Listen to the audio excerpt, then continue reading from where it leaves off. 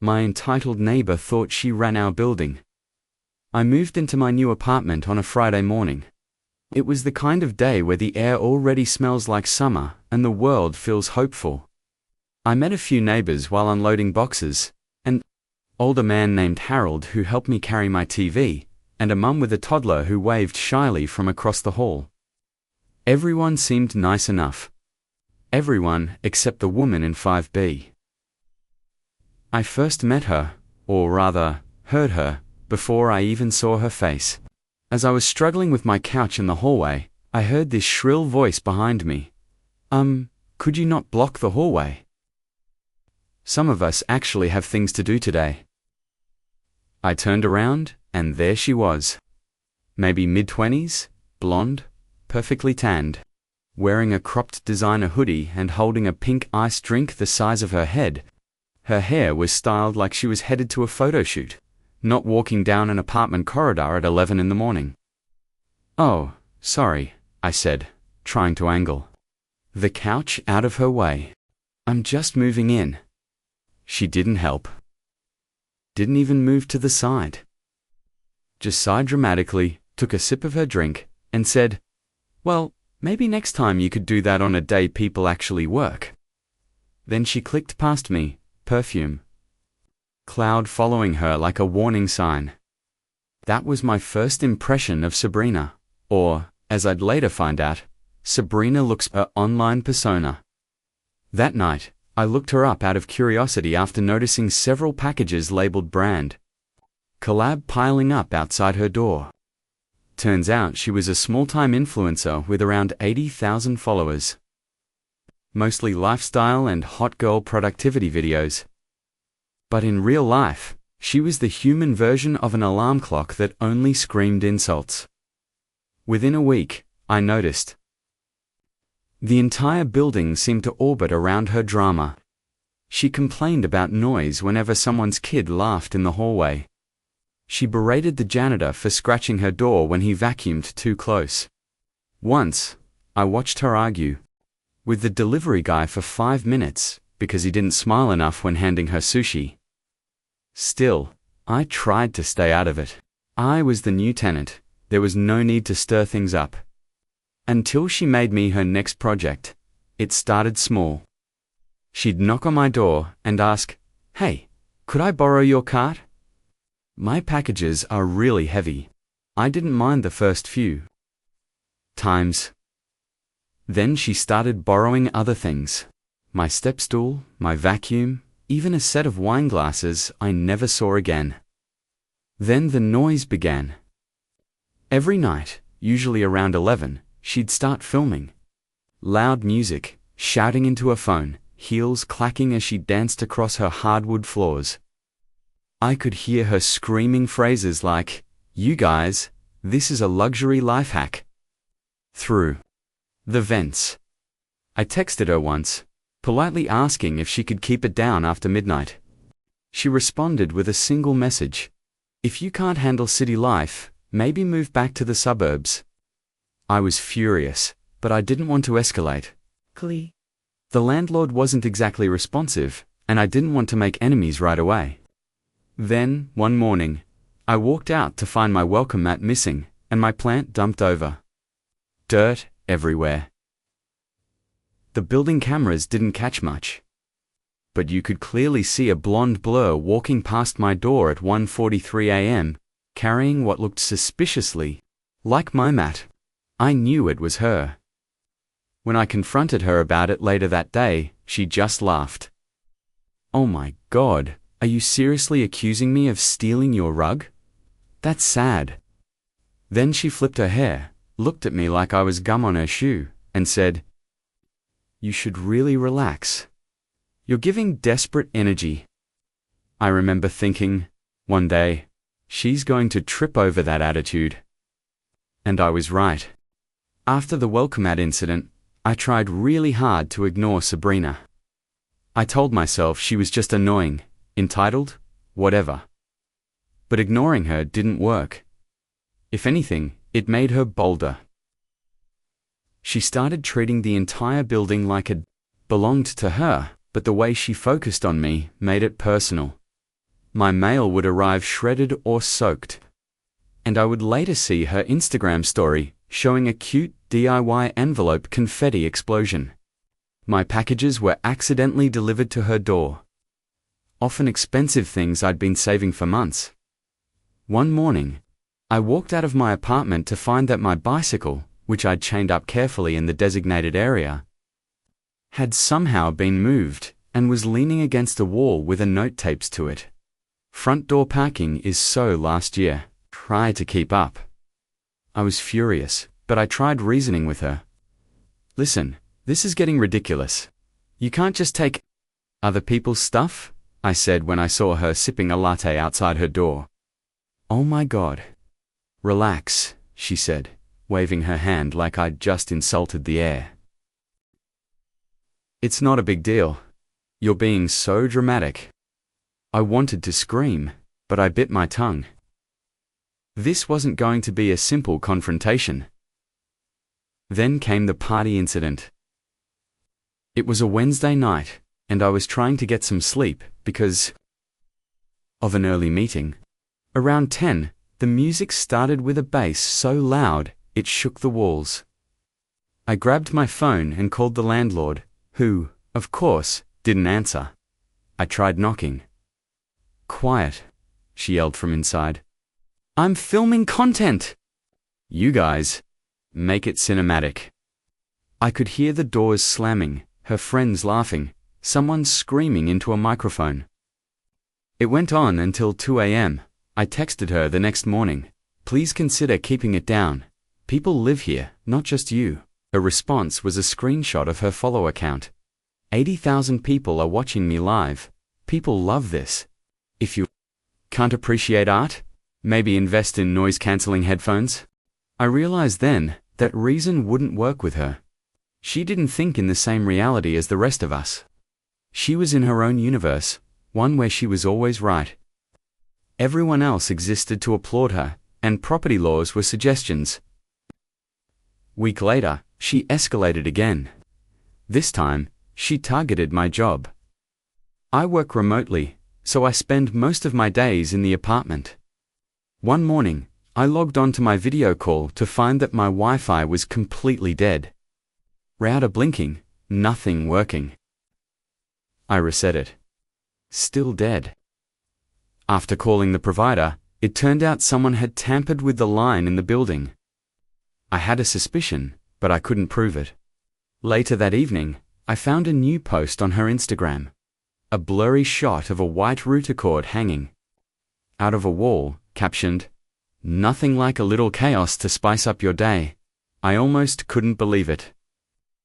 I thought about moving, but moving meant months of saving, packing, and dealing with landlords, movers, and another deposit. And deep down, I knew if I left, she'd win. She'd get exactly what she wanted. Control over the building, a new victim to torment, and no consequences for her actions. So I stayed, and I started planning. I paid more attention to the building's cameras, talked to other neighbors quietly, and started keeping detailed logs of her antics. I even befriended Harold, the older man from the first day. He was the only one brave enough to talk back to her, quietly muttering things under his breath about kids these days, with no respect. Meanwhile, Sabrina doubled down on her bratty behavior. She started opening doors for deliveries before anyone else could get to them, taking packages that weren't hers and returning empty boxes. She had loud guests all hours of the day, filming vlogs about how everyone else in the building was so boring. It all came to a head one Saturday afternoon. I was in my kitchen making lunch when I heard the unmistakable clatter of her high heels on the hallway tiles before my doorbell rang. "I need to borrow your blender," she said, holding a smoothie she apparently started making in my kitchen. Even though she didn't have my permission to enter, what? Oh, come on. I left mine at home. I'm doing a detox challenge today. You'll survive without it for an hour, won't you? No, I said, finally feeling my patience snap. I'm not lending you anything anymore. You've been taking things and tampering with my property. I'm done. Her smile faltered for a split second. It was the first crack I'd seen. In her carefully curated armor. You can't just, she began, but I interrupted. I can and I am. She stormed out, muttering about crabby neighbors and haters. But I noticed a flicker of fear in her eyes. Not fear of me, or for authority, fear of losing control. That moment gave me hope. After that kitchen confrontation, I knew one thing.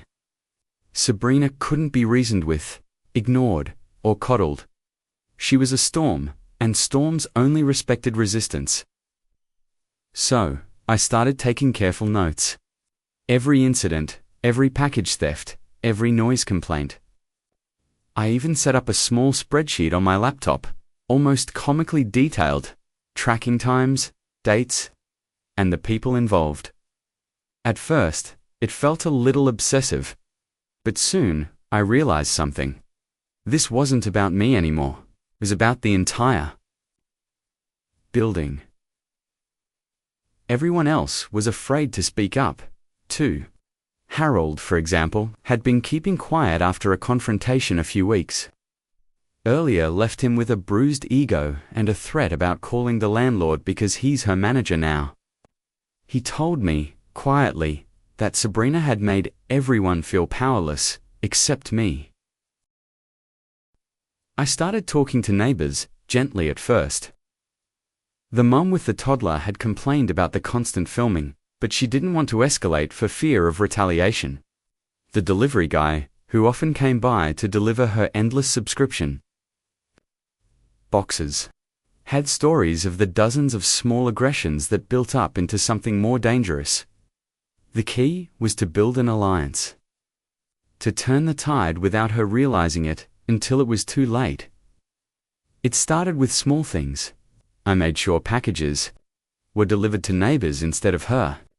I suggested Harold record short video clips whenever she crossed lines. I started documenting the noise late at night. By the end of 2 weeks, I had a digital file bursting with evidence.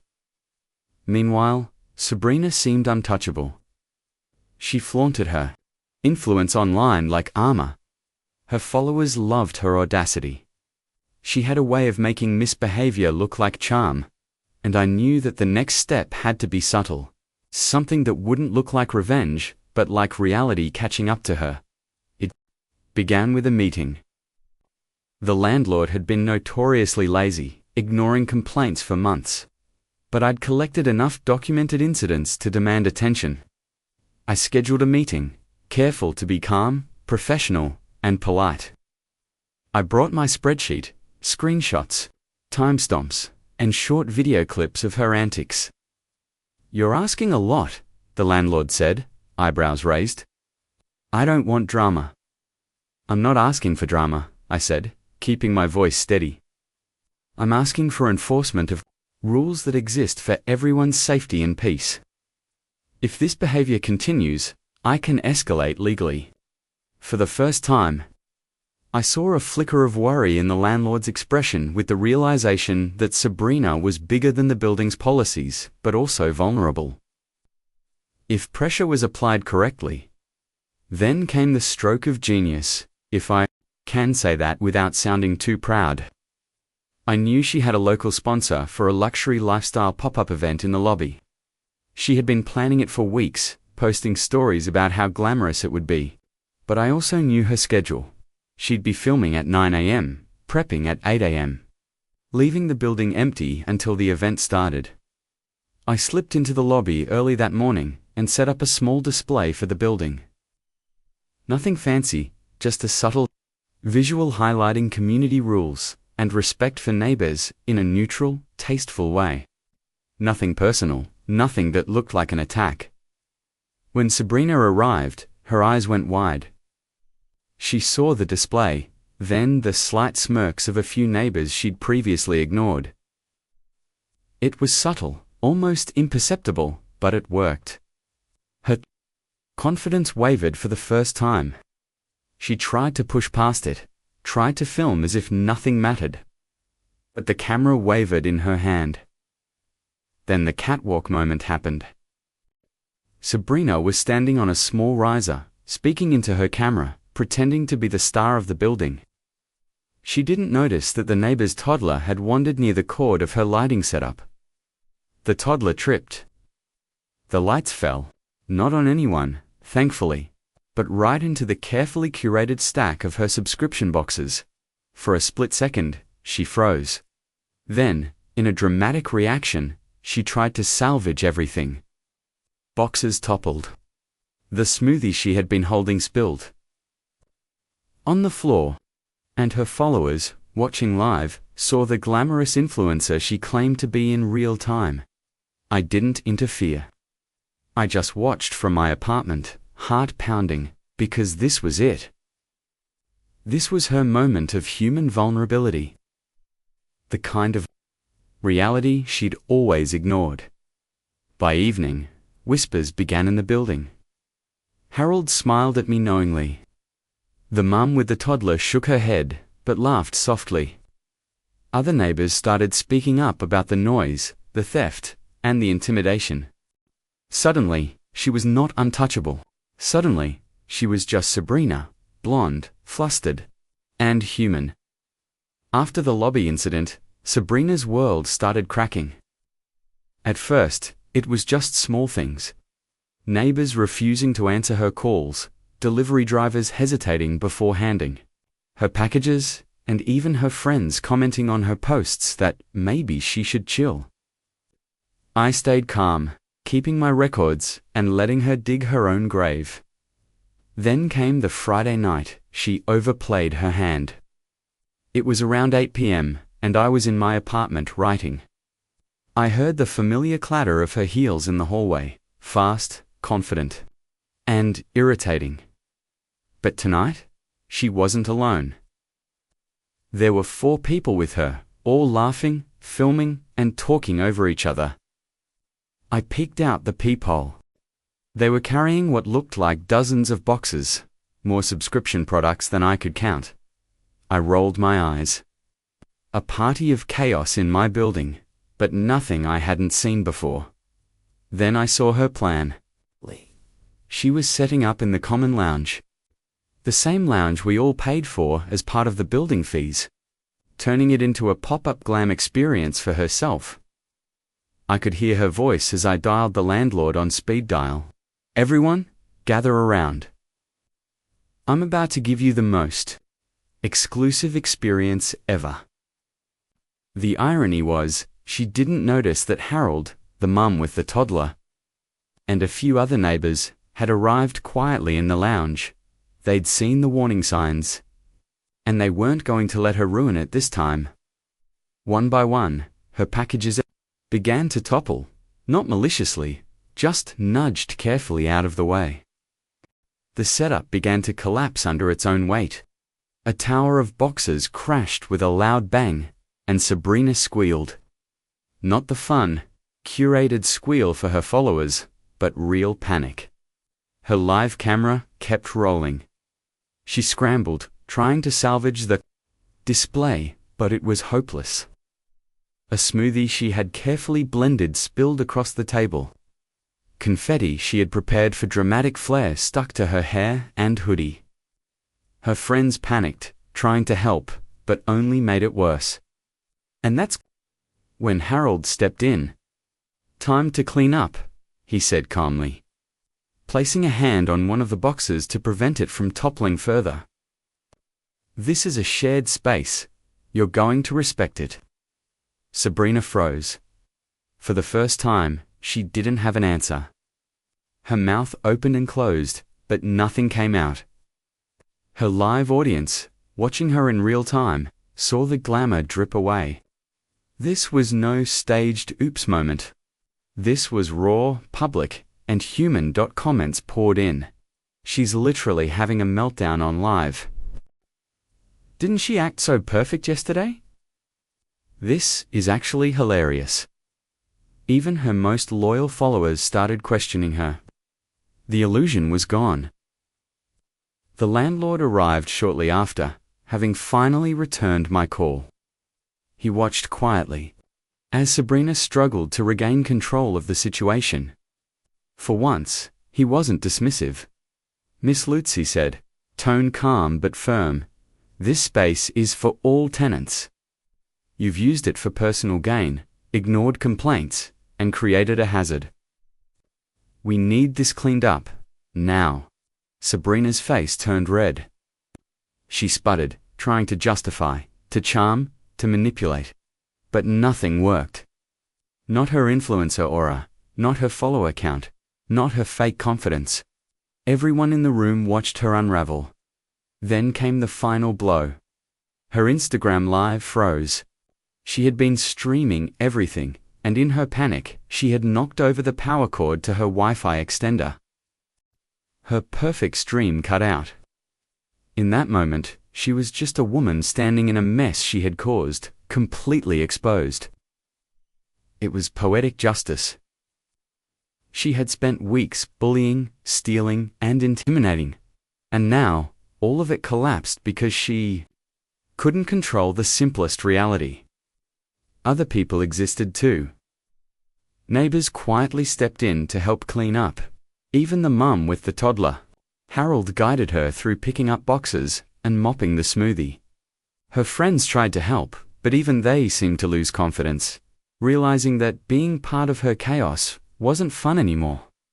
I stayed in my apartment, quietly sipping tea, watching someone who thought they were untouchable crumble under their own behavior was oddly satisfying.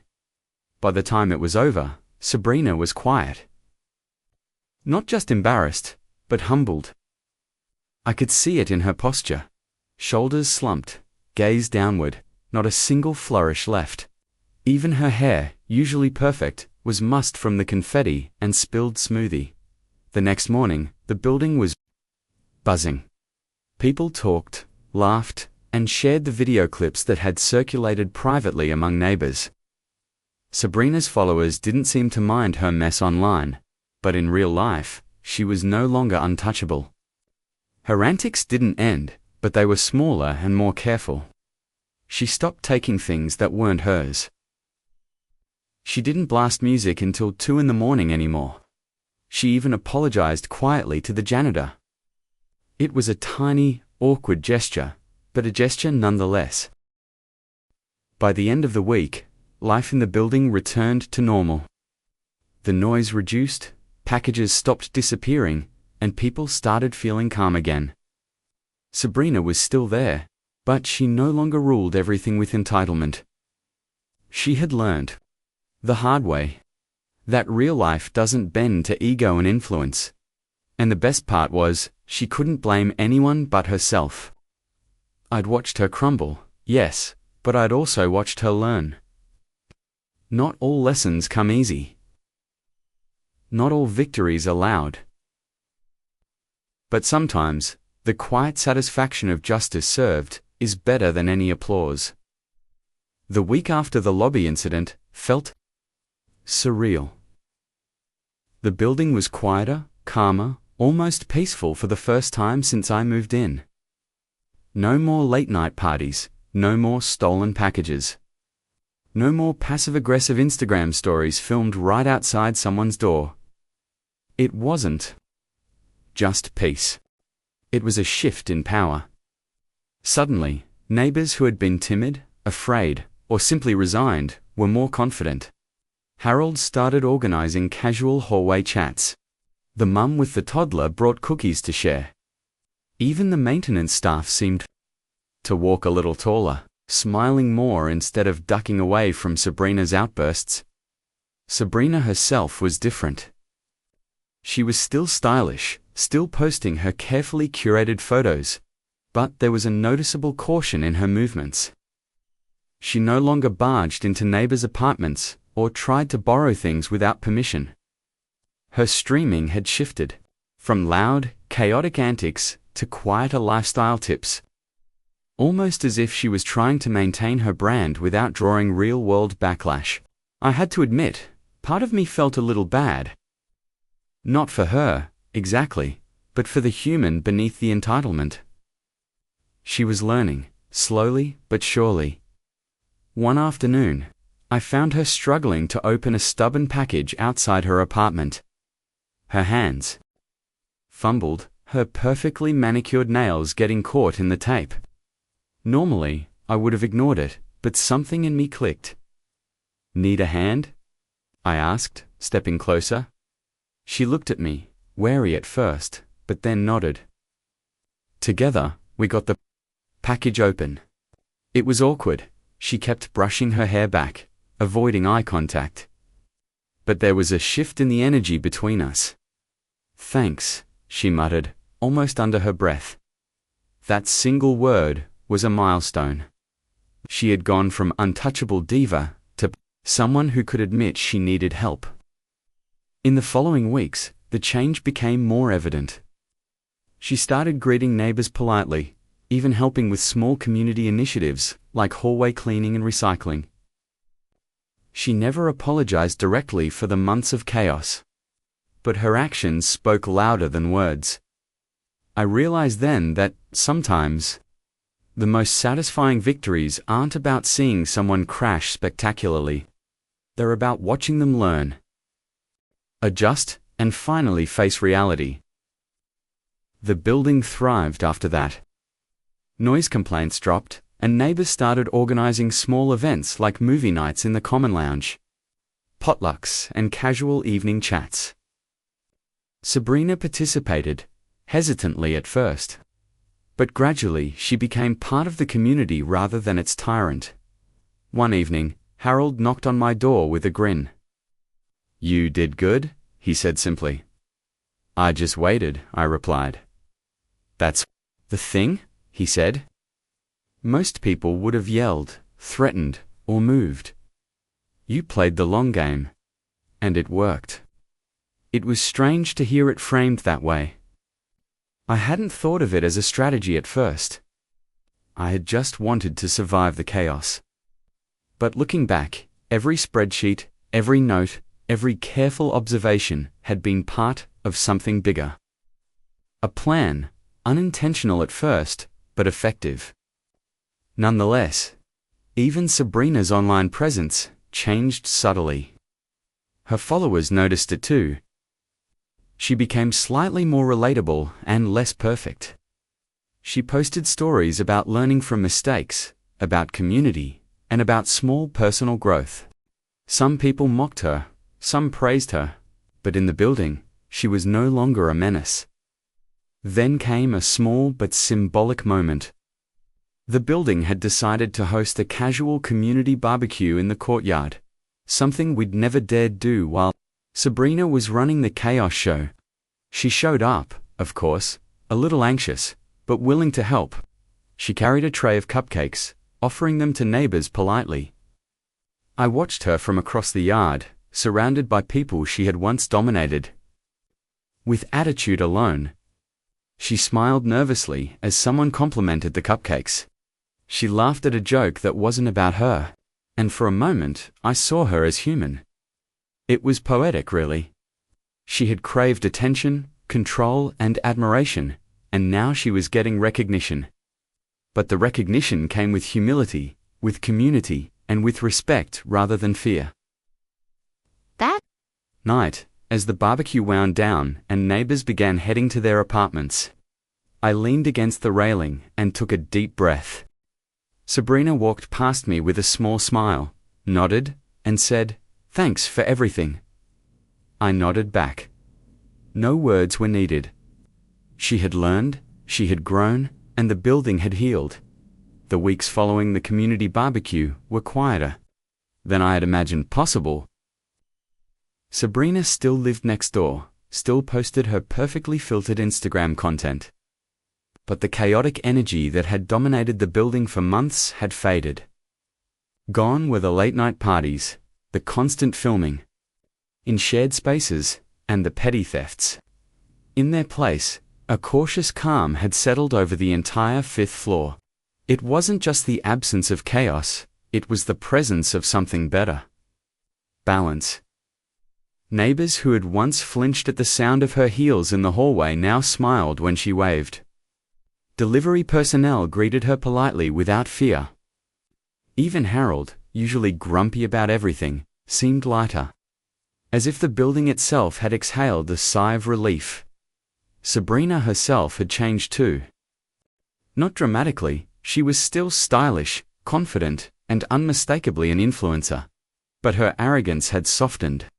She had learned the limits of control and the importance of considering others. It was subtle, but the transformation was real. Next week, the building hosted a small gathering in the courtyard. Casual, low-key, nothing like the chaos Sabrina had once orchestrated. Neighbors brought snacks, kids ran around safely, and Harold even volunteered to man the grill. Sabrina showed up, carrying a tray of cookies this time.